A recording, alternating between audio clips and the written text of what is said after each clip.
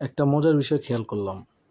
এই এনসিপি নতুন সংবিধানের জন্য গণপরিষদ নির্বাচন চায়। তো কথা হলো যে গণপরিষদ নির্বাচন তো ভালো কথা, নতুন সংবিধানের জন্য দরকার। তাহলে এই এই বর্তমান ইন্টারিম গভর্নমেন্ট কেন ঐক্যমত্য কমিশন গঠন করলো, কেন 5-6টা কমিশন গঠন করলো, সেগুলোর মতামত নিল, মাসের পর মাস সকলে মিলে আলাপ করলো। তাহলে আলাপের আসলে অর্থ কী?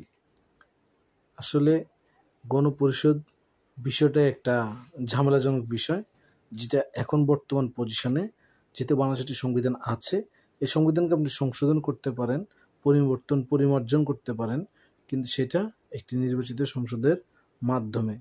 এখন আপনি বলতে পারেন যে নানা এলিমেন্ট আছে, অবশ্যই নানা এলিমেন্ট আছে, সেটাকে তো সমাধান করতে হবে।